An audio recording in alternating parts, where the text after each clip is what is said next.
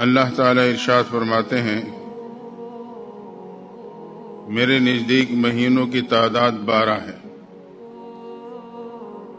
جس میں سے 4 مہینے محترم ہیں،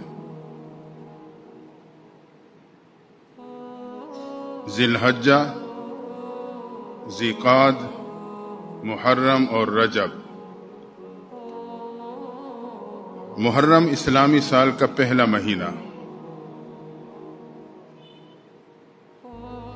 ان 4 محترم مہینوں میں جنگ بندی ہوا کرتی تھی، خون بہانا ناجائز تھا، اور یہ اسلامی سال کا پہلا مہینہ ہے۔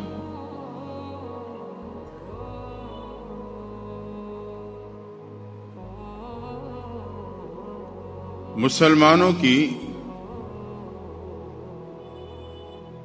باقاعدہ تاریخ کا آغاز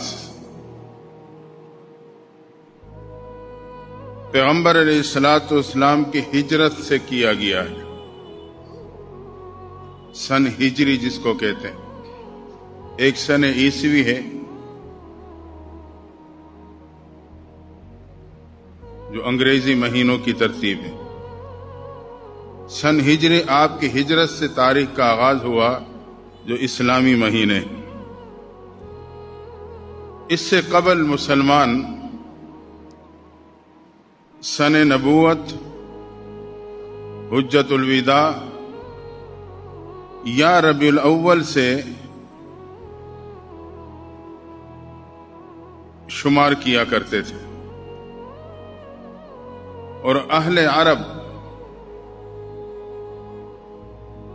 کفار و مشرکین، وہ مختلف واقعات سے اپنے سن کا حساب کرتے تھے۔ مثال کے طور پہ جنگ بسوس، عام الفیل، اس سے اپنا حساب رکھتے تھے۔ جب امیر المومنین حضرت عمر فاروق رضی اللہ تعالیٰ عنہ کے دور میں فتوحات بڑھ گئیں، اتنی بڑی کہ عرب کے علاوہ عجم کے علاقے بھی شامل ہو گئے، اب مستقل ضرورت محسوس ہونے لگی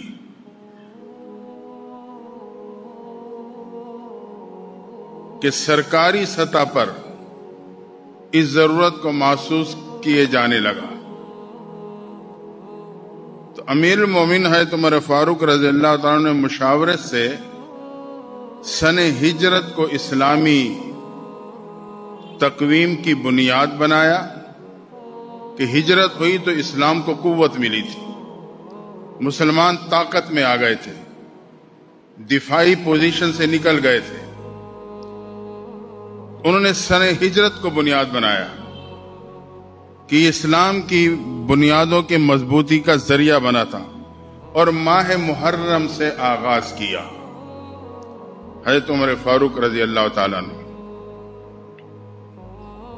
محرم سے اس سال کا آغاز کیا، تو یہ پہلا مہینہ ہے۔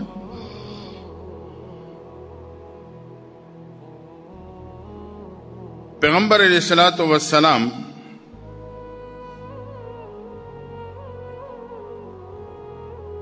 کے دور میں اس مہینے میں قتل و قتال منع تھی، اس کے احترام کی وجہ سے ممنوع قرار دے دیا گیا تھا۔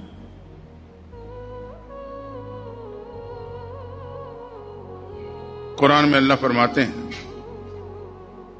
قل قتال فیہ کبیر۔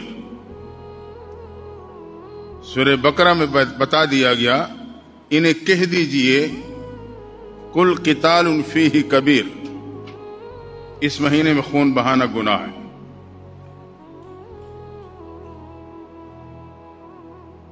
قتل و قتال ناجائز ہے۔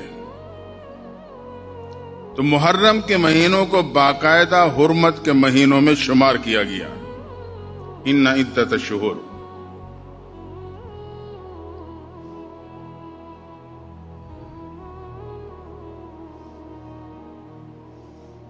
یہ محترم مہینہ اور برکتوں والا مہینہ ہے،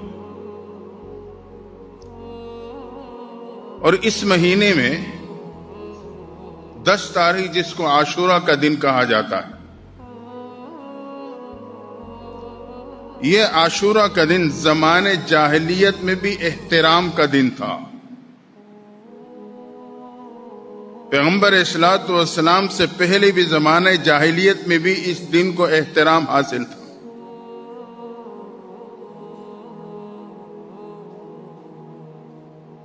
رمضان مبارک سے قبل عاشورہ کے دن کا روزہ لازم تھا.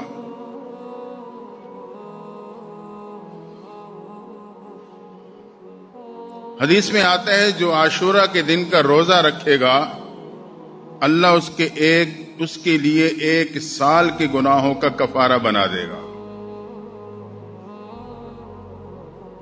اس دن کو اللہ نے ایسی عظمت عطا فرمائی. تو اس دن کا روزہ 1 سال کے گناہوں کا کفارہ. فرمائے جو اس دن گھر والوں پہ فراوانی کرے گا اللہ تعالیٰ پورے سال اسے رزق کی برکت عطا کر دیں گے.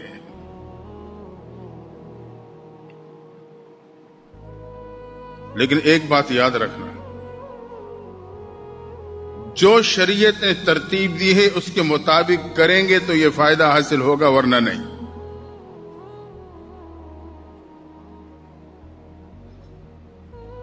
ہمارا اور آپ کا ایک عجیب مزاج بن چکا ہے. جہاں شریعت آسانی دیتی ہے وہاں میں مشکل طریقہ اختیار کرتا ہوں.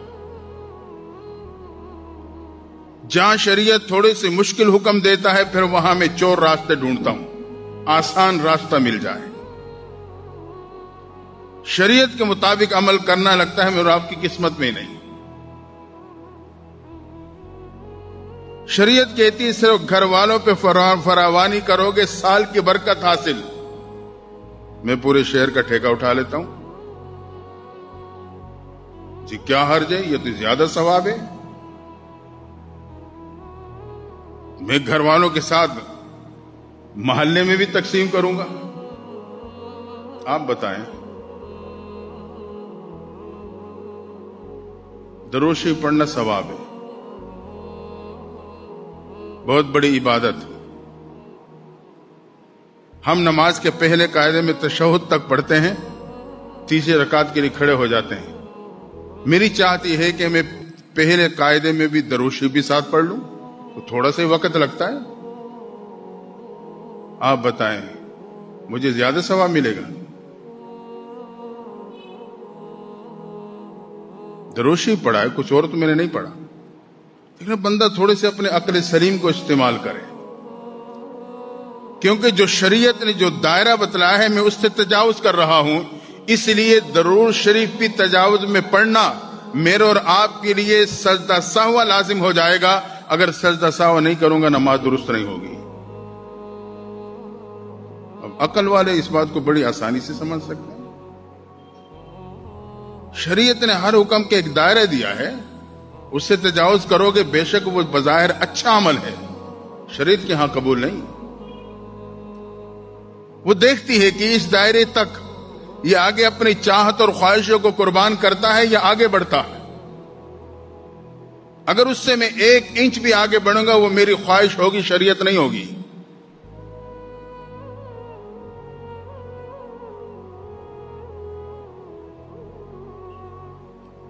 تو عاشورہ کے دن کا روزہ 1 سال گناہوں کے کفارے کا ذریعہ، اور اس دن گھر والوں پہ فراوانی کرنا پورے سال رزق میں برکت کا سبب ہے.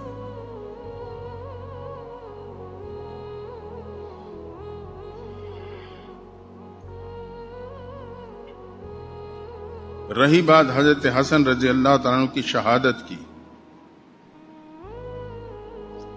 وہ پیغمبر صلوات والسلام کے دور سے 60 سال بعد ہوئی ہے.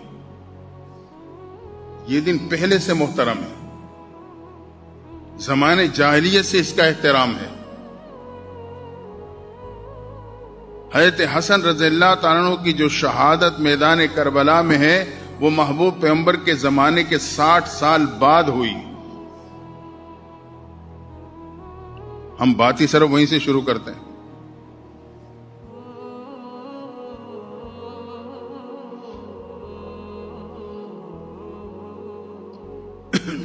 تو عاشورہ کا دن یہ نجات کا دن ہے.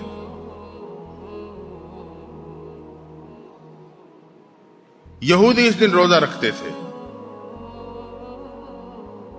پیغمبر صلی اللہ علیہ وسلم نے پوچھا یہ روزہ کیوں رکھتے ہیں؟ اس لیے رکھتے ہیں کہ اس دن اللہ نے موسیٰ علیہ السلام کو فرعون اور اس کی فوج سے نجات دلائی تھی. تو آپ نے فرمایا موسیٰ علیہ السلام پہ ہمارا حق زیادہ ہے، ہم پھر 2 روزے رکھیں گے. دوسرا روزہ 7 اس لیے ذکر فرمایا کہ عبادت میں بھی یہودیوں کی مشابہت نہ ہو. اتنی احتیاط. آج کا نوجوان جو نبی کی شفاعت کی امید پہ زندگی گزارتا ہے اور وہ غیر کفر کی مشابہت پہ فخر محسوس کرتا ہے. فرمایا روزہ رکھیں گے 2 رکھیں گے، ایک پہلے یا ایک بعد میں، تاکہ عبادت میں بھی یہودیوں کے ساتھ مشابہت نہ ہو سکے. آج میرے اور آپ کا رہن سہن، میرا لباس، میرا انداز، سارا غیروں کے انداز میں فخر محسوس کرتا ہوں.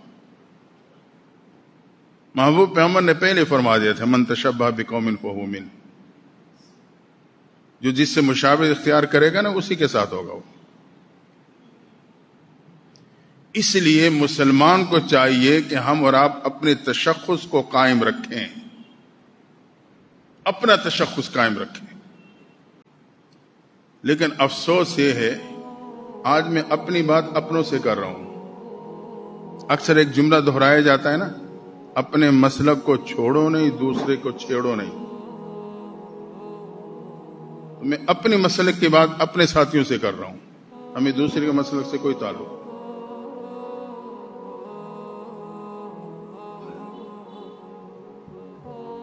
ہمارا مسلک ہمیں کیا کہتا ہے؟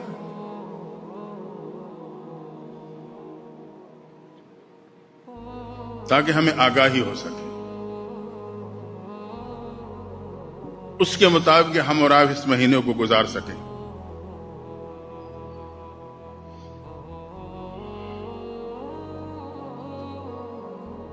اس مہینے میں بہت سے کام ایسے ہیں جو کہ ہمارے مسلک میں ناجائز اور ممنوع ہیں. آج کے نوجوان کو معلومات ہی نہیں ہے تو وہ اگر بچے گا تو کیسے بچے گا؟ تو اسی اصول کے بنیاد پہ میں کچھ ضروری باتیں آپ سے کرنا چاہوں گا جو ہمارے مسلک کی. چند امور ایسے ہیں جو اس مہینے یا اس ایام میں، خاص طور پہ اس ایام میں یا عاشورہ کے دن بالکل ناجائز اور ممنوع ہے.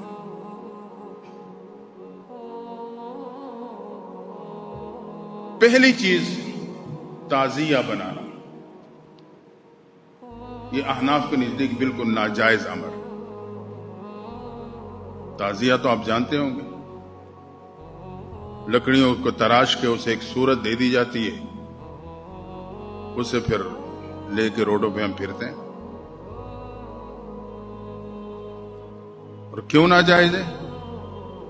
اس لیے کہ اس میں میرا تصور یہ ہوتا ہے کہ حضرت حسن رضی اللہ تعالیٰ عنہ اس میں تشریف فرما ہیں، جس کی وجہ سے ہم نظر و نیاز ڈالتے ہیں اس تعزیے میں. جو بنیادی نظریہ ہے نا ان کا وہ یہی ہے. ان کے عام نوجوان کو پتہ نہ ہو یا وہ کہے نہیں ایسا نہیں ہے وہ ایک الگ بات. جو بنیادی ان کے مسلک کا نظریہ ہے وہ یہی ہے کہ اس تعزیے میں حضرت حسن موجود ہیں، لہذا ان کے لیے ناز و نیاز ڈالی جاتی ہے.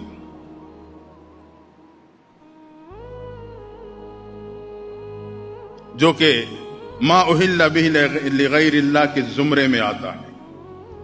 غیر کے نام پہ نظر دینا.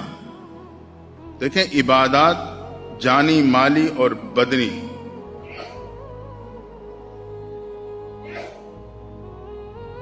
عبادات کی قسمیں. جیسے بدنی عبادت صرف اللہ کے لیے، مالی عبادت بھی صرف اللہ کے لیے ہے. زکوٰۃ مالی عبادت ہے صرف اللہ کے لیے. تو نظر و نیاز بھی عبادت ہے، اور یہ مالی عبادت ہے، یہ بھی صرف اللہ کے نام پہ دی جائے.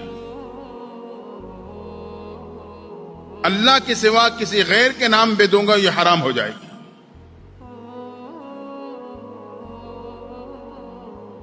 اور آپ نے دیکھا ہوگا گلیوں میں غیر کے نام پہ، غیر اللہ کے نام پہ نظر و نیاز مانگی جاتی ہے، ہم دیتے ہیں. یاد رکھیں، نظر و نیاز یہ عبادت ہے، مالی عبادت ہے، صرف اللہ کے لیے. تو وہ تعزیہ نکالا جاتا ہے اور اس کا احترام کیا جاتا ہے، تعظیم کی جاتی ہے. اس کو دیکھنا زیارت سے تعبیر کیا جاتا ہے، تعزیے کی زیارت. قرآن کیا کہتا ہے؟ اتعبدون ما تنحتون، کیا تم اس چیز کی عبادت کرتے ہو جس کو اپنے ہاتھوں سے تراشتے ہو؟ تراشنا پتھر کا ہو یا لکڑی کا ہو، اس چیز کی عبادت کرتے ہو، اس سے معبود بناتے ہو جس کو اپنے ہاتھوں سے تراشتے ہو.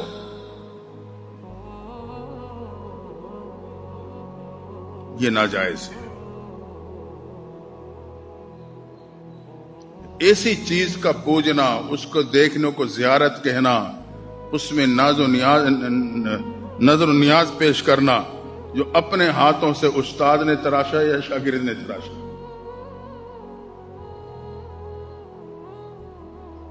پتھر کو تراشو یا لکڑی کو تراشو،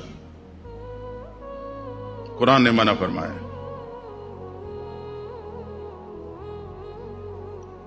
اور اگر میں یہ کہوں کہ جب یہ تعزیہ جو نکلتا ہے اس کی نسبت حضرت حسن رضی اللہ تعالیٰ عنہ سے ہوتی ہے، حضرت حسین رضی اللہ تعالیٰ عنہ سے ہوتی ہے، بھئی میں نے اپنے ہاتھوں سے بنایا ہے، ساروں کو پتا ہے،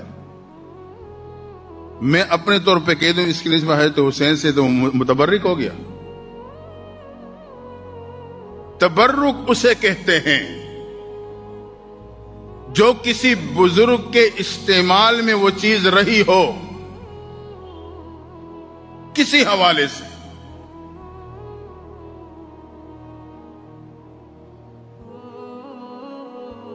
کوئی چیز کسی بزرگ کے استعمال میں خواہ ایک لمحے کے لیے رہی ہے، اس سے اس بزرگ کی نسبت ہو گئی، اس کو ہم تبرک کہتے ہیں اور اس کا احترام کرتے ہیں. اب نہیں معلوم آج کل جو استاد شاگردوں کے تعزیے تراش کے نکالے جاتے ہیں، یہ کیا ہے تو حسین کے استعمال میں رہیں؟ نہیں. میں کہتا ہوں ان کی نسبت ہے ان کے ساتھ.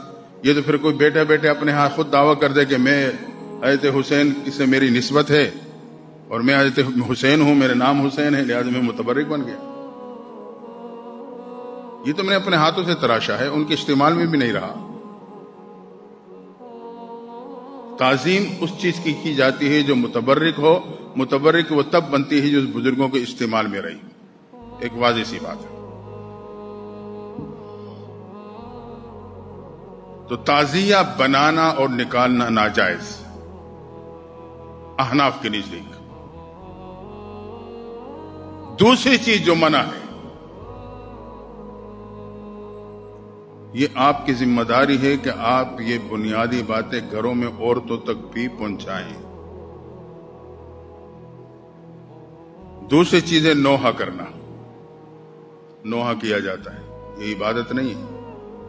ابو داؤد شریف کی روایت ہے کہ نوحہ کرنے والا اور کان لگا کے اسے سننے والا دونوں پہ اللہ کی لعنت برستی. اس سے آگے اور کیا رہ جاتا ہے؟ ابو داؤد شریف کی روایت ہے، محبوب پیغمبر فرماتے ہیں نوحہ کرنے والا اور کان لگا کے متوجہ ہو کہ اسے سننے والا دونوں پہ اللہ کی لعنت برستی. ہم نوحے کر رہے ہوتے ہیں، لگائے ہوتے ہیں، رکشوں میں بھی اور ویسے بھی ایک فضا بنی ہوئی ہوتی ہے.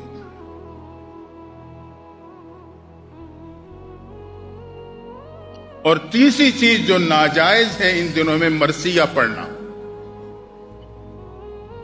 مرثیہ پڑھنا ناجائز.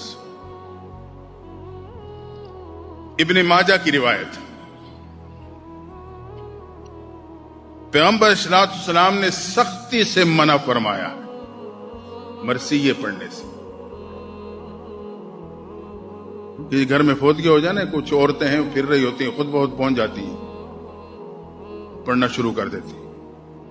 ہم بھی کہتے ہیں خیر جی ہاں، یہ تو یوں پڑھ رہی ہے، یوں پڑھ رہی ہے.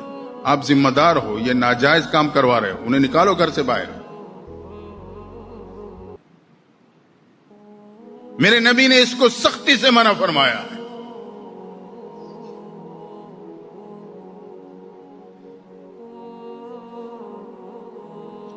چوتھی چیز جو منع ہے ان دنوں میں،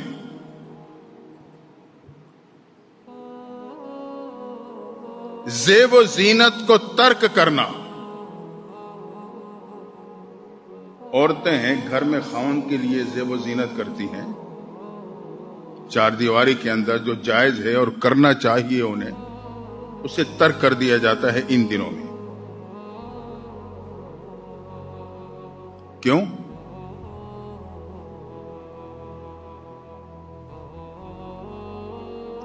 وہ ان دنوں کو سوگ کے طور پہ مناتے ہیں.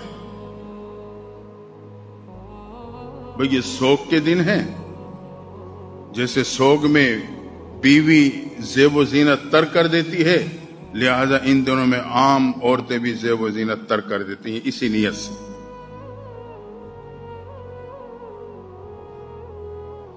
یہ ناجائز. کیوں؟ عورت کے لیے صرف خاوند کے حوالے سے، ویسی تو سوگ جس کو تعزیت کہتے ہیں وہ 3 دن ہے. سب سے بڑی تعزیت وہ خاوند کے حق میں ہے کہ عورت جو ہے خاوند کے حق میں سوگ منائے گی، تعزیت کرے گی. وہ سمجھو کہ 4 مہینے اور 10 دن. مرنے پہ تعزیت ہے نا، طلاق کا معاملہ وہ الگ ہے. یہ سب سے بڑی تعزیت، وہ بھی صرف خاوند کے حق میں، بیوی کے لیے. وہ زیب و زینت چھوڑ دیتی ہے اور 4 مہینے 10 دن گوئے کہ اس کی تعزیت میں رہتی ہے.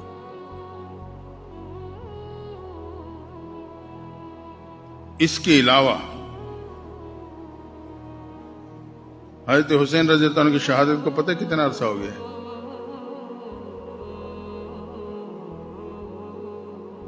1375 سال گزر چکے ہیں.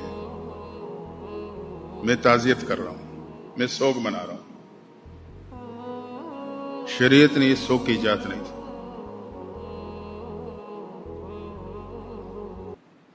1375 سال بلکہ اس سے زائد ہوں گے.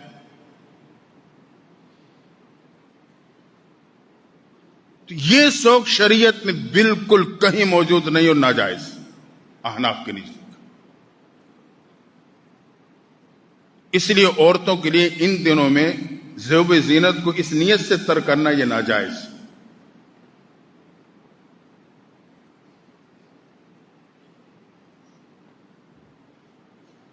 اور 5ویں چیز، انہی دنوں کے اندر، اس مخصوص دنوں میں خاص رنگ کا لباس استعمال کرنا اظہار غم کے لیے ناجائز. خاص رنگ کا لباس، کالے لباس استعمال کیا جاتا ہے، اسے بھی سوگ کی نشانی سمجھا جاتا ہے، غم کی نشانی سمجھا جاتا ہے. یہ ناجائز. من تشبہ بقوم فہو منہ، قیامت کے لیے اسی قوم سے کھڑے ہو گئے. ہم تو کہتے ہیں نا بچوں کا شوق ہے پورا کریں. بچوں کے شوق کے لیے 11 مہینے پڑے ہیں، اس 11 مہینے میں پورا کر دو. یہی دن تمہیں یاد آئے، اسی دن میں ان کا شوق پورا کرنا ہے. شریعت کو سمجھنا میرے اور آپ کی ذمہ داری ہے اور سمجھانا ہماری ذمہ داری. عمل نہیں کرو گے تم خود ذمہ دار ہو. ہم ان کاموں کو معمولی سے سمجھتے ہیں، عام سی باتیں سمجھتے ہیں. یہ شریعت کی مخالفت ہے، عملی مخالفت، اور ایسی مخالفت کہ دوسرے کو ترغیب دی جا رہی ہے اس مخالفت کی. بہت سخت عمل ہے. تو خاص قسم کے رنگ کا لباس اظہار غم کے لیے ان دنوں میں استعمال کرنا ناجائز. آپ وہ رنگ آگے پیچھے استعمال کر لو.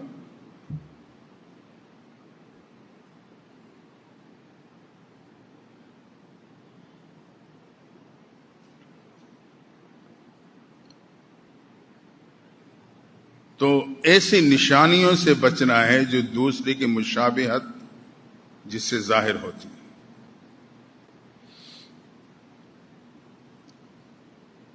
چھٹا کام، بچوں کو حضرت حسین کا فقیر بنانا. یہ ہمارے معاشرے میں ہیں یہ چیزیں نا.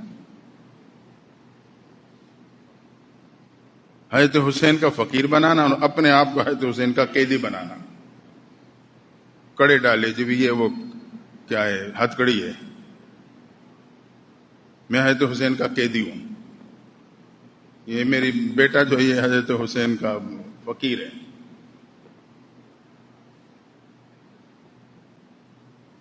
حضرت حسین رضی اللہ تعالیٰ عنہ کی اپنی عظمت کم ہے کہ ہم ایسے خلاف شرع کاموں کو استعمال کر کے کیا ہم ان کی عظمت میں اضافہ کر رہے ہیں؟ اس کام سے ان کی عظمت میں اضافہ نہیں. ان کی جو عظمت اللہ نے دی ہے اس میں کوئی کمی نہیں. تو بچے کو حضرت حسین کا فقیر بنانا اور خود قیدی بننا ناجائز. کھچڑا پکانا ہے. کھچڑا پتہ نہیں کیا چیز ہوگی، بہرحال وہ حلیم ٹائپ ہی ہوگی کوئی چیز. کھچڑا بنانا اور تقسیم کرنا، اس میں مشابہت ہے دوسروں کے. کہ مخصوص دن میں آپ بناؤ، حلال چیزوں سے بناؤ کھاؤ، لیکن انہی دنوں میں کیوں؟ اس سے اندازہ لگائیں کہ اس عمل کے پیچھے ایک عقیدہ اور ایک سوچ ہے، وہ کام کر رہی ہے، اس سے معاملہ خراب ہوتا ہے. ویسے ذاتی طور پہ وہ کام آپ باقی دنوں میں پورے سال میں کرو، کوئی مسئلہ نہیں.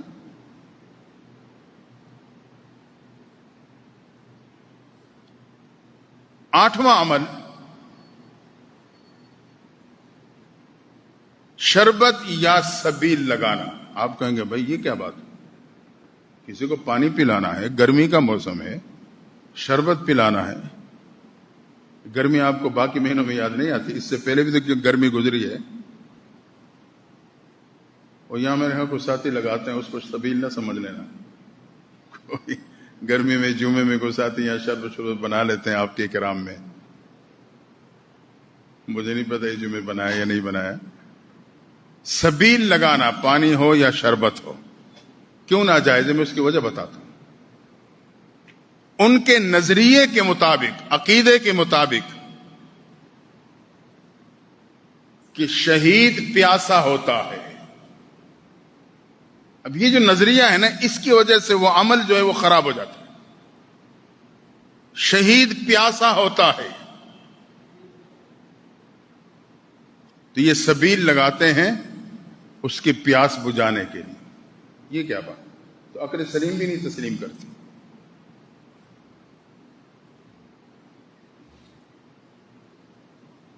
عقل سلیم بھی اس کو تسلیم نہیں کرتی کہ شہید پیاسا ہے، لہذا ہم سبیل لگا کے لوگوں کو پلائیں گے تو اس کی پیاس بجھ جائے گی.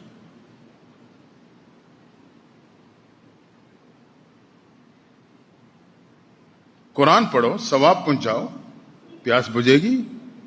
پیاس بجھنے سے مطلب یہ کہ انہیں راحت پہنچے گی. یہ نہیں ہے کہ وہ قبر میں پیاسے ہیں. شہید کا جو مقام ہے وہ کسی کا نہیں. تو یہ نظریہ رکھنا کہ سبیل لگاتا ہوں، شہید پیاسا ہے، یہ پانی اسے پہنچے گا، ناجائز. ہاں ان دنوں سے ہٹ کے پورے 11 مہینے آپ لگاؤ سبیل، شربت لگاؤ، لوگوں کو پلاؤ، لوگوں کی خدمت ہے. گرمی کا موسم ہے تو ذاتی طور پہ یہ کام ناجائز نہیں ہے. جو نظریہ اس کے پیچھے چلتا ہے اس کی وجہ سے، اس نیت کی وجہ سے وہ کام ناجائز ہو جاتا ہے.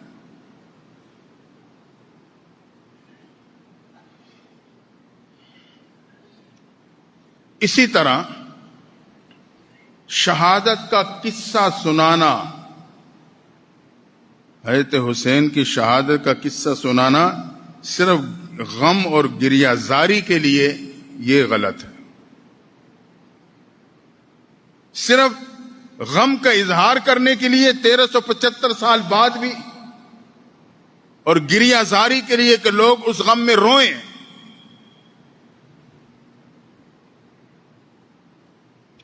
یہ درست نہیں. ہاں، آپ شہداء کا واقعہ سنائیں جو صحیح روایات کے مطابق ہے. جیسے پچھلی جو میں امیر المومنین عمر فاروق رضی اللہ عنہ کی شہادت پہ گفتگو میں نے کی تھی، حضرت حسین کی شہادت سنائیں.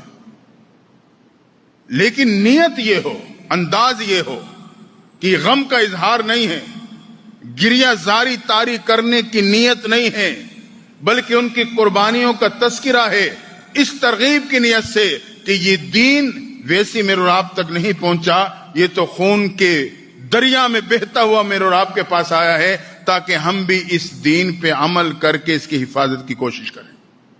انہوں نے تو اپنی جانیں دی ہیں اس کی حفاظت کے لیے، ہم بھی اس حوالے سے کوئی ہمت کریں، دین کے ساتھ جڑے رہیں، اس کی حفاظت کریں، اس مقصد کی بنیاد پہ آپ بیان کریں.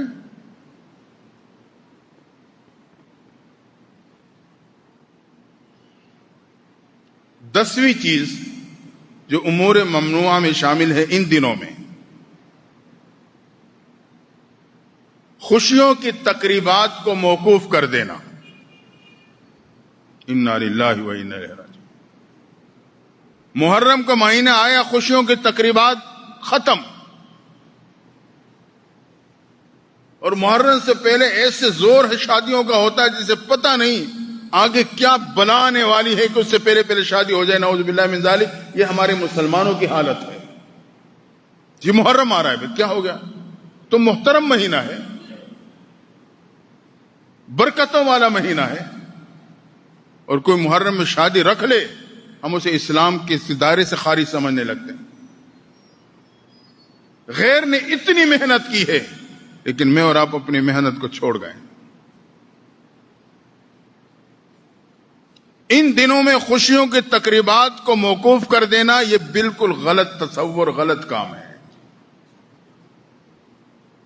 بلکہ ہونی چاہیے تاکہ اس مہینے کی برکات حاصل ہوں.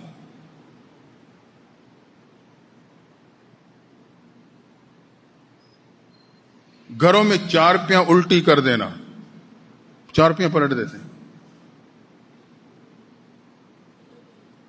دیکھا دیکھی ہم سب اس میں لگ جاتے ہیں. انہیں ہر کام میں غم کا اظہار کیا جا رہا ہے، سوگ منائے جا رہے ہیں. ہر کام میں اس کو اگر آپ ٹٹولیں گے تو یہ بات وہیں جائے گی.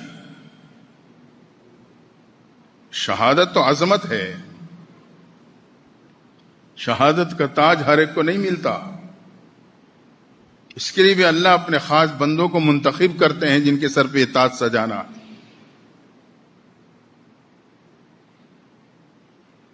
شہادت نعوذ باللہ نحوست نہیں ہے، ناکامی نہیں ہے کہ ہم نے خوشیوں کے تقریبات ختم کر دی، چارپیاں پلٹ دی، حتیٰ کہ بیویوں کو خاوندوں سے الگ کر دیا، ماں باپ کے گھر بھیج دیا.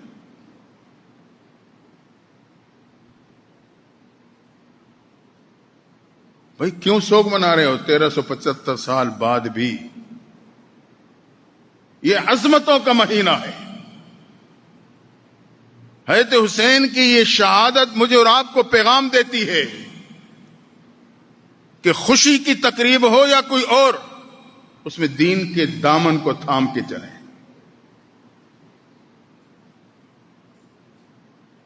عورتوں کو، بیویوں کو جدا کر دیا جاتا ہے.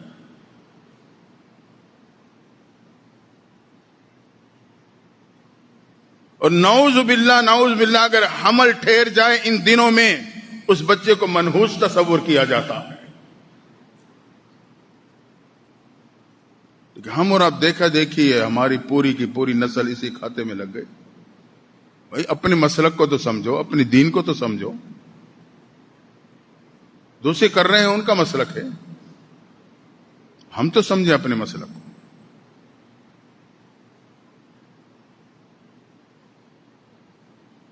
کاروبار پہ غم کے اظہار کی بنیاد پہ مستری مزدور نہیں جاتے. آپ دیکھ رہے ہیں ان دنوں میں مزدور نہیں آئے گا. حالانکہ حلال کمانا عین عبادت ہے، عبادت بھی چھوڑ دی. جو روٹین میں کام کر رہا ہے ان دنوں میں نہیں کرے گا. غم کا اظہار ہے، سوگ ہے.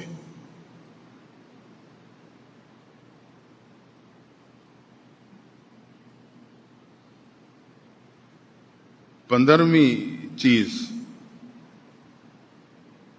قبروں کو انہی دنوں میں لیپا جاتا ہے، پانی ڈالا جاتا ہے. میں کہوں گا ناجائز ہے، آپ کہیں گے کیوں؟ یہ عمل ذاتی طور پہ ناجائز نہیں ہے. آپ قبر کی حفاظت کے لیے اسے لیپ سکتے ہو مٹی سے، اس سے، تاکہ اس کی مٹی محفوظ رہے.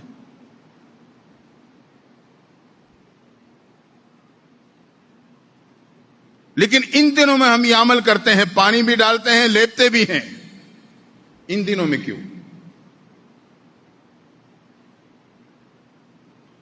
ان دنوں میں قبروں میں جا کے ہم پانی ڈالتے ہیں اس سوچ کی بنیاد پر کہ یہ قبر والے پیاسے ہیں، یہ پانی انہیں پہنچ رہا ہے. 11 مہینے 20 دن میں نے اپنے عزیز کی قبر کی حفاظت کیوں نہیں کی؟ ماں باپ کی قبر پہ کیوں نہیں دیا؟ اسی دنوں میں جا رہا ہوں، یہ سب کچھ کر رہا ہوں. کیوں؟ اب کیوں کے حوالے سے تو ہم نے سوچنا نہیں، بٹ ٹھیک ہے، روٹین ہے، چل رہی ہے. جو پیچھے ایک تصور اور عقیدہ ہے، اس کی وجہ سے یہ عمل ان دنوں میں ناجائز ہو جائے گا، باقی دنوں میں جائز، کیونکہ باقی دنوں میں وہ عقیدے کا تصور نہیں ہوتا. تو قبر کی حفاظت کرنی چاہیے، لیکن پورے سال میں یہ دن کیوں مخصوص کیے آپ نے؟ یہ غیروں کی سوچ ہے. اس میں آپ محرم سے پہلے کر لیں، باقی احترام کے مہینے ذی الحج، ذی القعدہ ہے، رجب ہے، اور بھی مہینے ہیں. تو ان دنوں میں یہ متعین کام، ان تمام امور کے پیچھے جو ایک عقیدہ کار فرما ہے، اس کی وجہ سے ان دنوں میں یہ کام ناجائز ہو جاتے ہیں.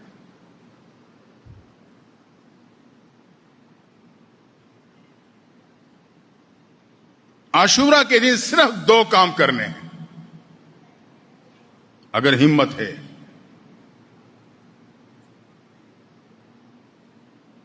فرض نہیں ہے. اگر آپ کی ہمت ہے، اس لمحات سے ہم فائدہ اٹھانا چاہتے ہیں، تو عاشورہ کے دن ایک تو روزہ، دوسرا گھر میں فراوانی. ایک ڈش بنتی تھی اس دن، گھر میں بچوں کے لیے 2 ڈشیں بنوا لو. فروٹ لے آؤ، بچوں کو بٹھا کے کھلاؤ، خوش ہوں گے، اللہ برکت دے گا.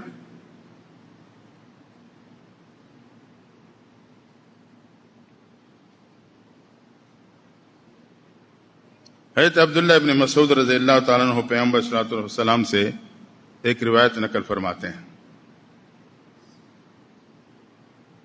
پیغمبر صلی اللہ علیہ وسلم نے فرمایا کہ جو اپنا چہرہ پیٹتا ہے، گریبان چاک کرتا ہے،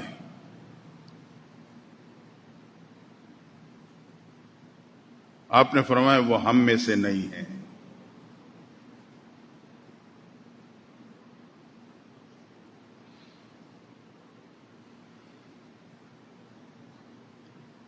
تو کربلا کی میدان کی اس دن میں قربانی، ہم اس کے پیغام کو سمجھیں. ہم ان باقی کاموں میں پڑ گئے، اس پیغام کو نہیں لیتے.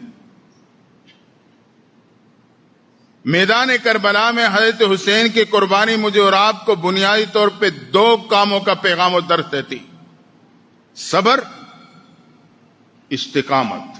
دین پہ ڈٹ جاؤ.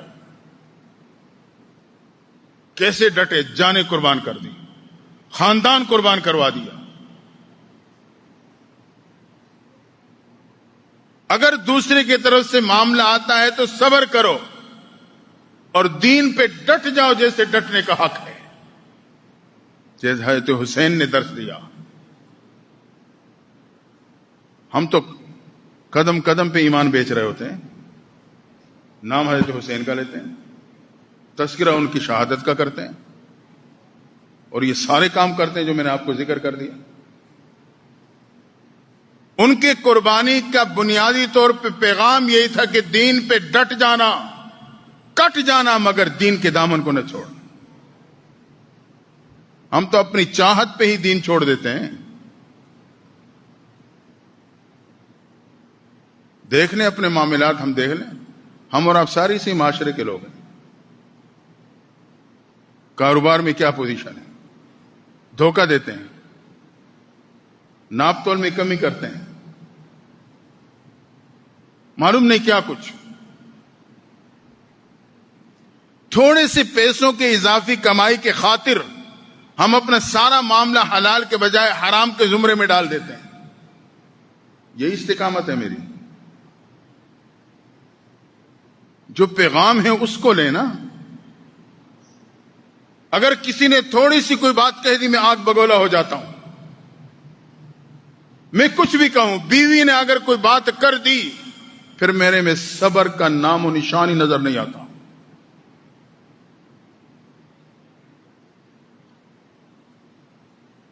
تو ہم اس قربانی کی لاج رکھتے ہوئے ان دو کاموں کو اپنا لیں. صبر ذاتی زندگی میں ہے، خاندانی زندگی میں ہے، یا معاشرتی زندگی میں. کوئی میرے مزاج کے خلاف بات آئے، صبر کریں، آگ بگولا نہ ہو جاؤں. اور دوسری استقامت، دین پہ ڈٹ جاؤں، سچی توبہ کر کے اس توبہ پہ ڈٹ جاؤں، آئندہ گناہ سے اپنے آپ کو بچانے کی کوشش کروں. یہ مہینہ، یہ عاشورہ، یہ کربلا کی قربانی مسلمانوں کو بنیادی طور پہ یہ پیغام دیتی ہے. آج ہم اس پیغام کو اپنانے کے لیے تیار نہیں، اور باقی جو کچھ ہے سب کچھ کرتے ہوئے نظر آتے ہیں. دعا ہے اللہ تعالی ہمیں اور آپ کو اس قربانی کی لاج رکھنے کی توفیق عطا فرمائے.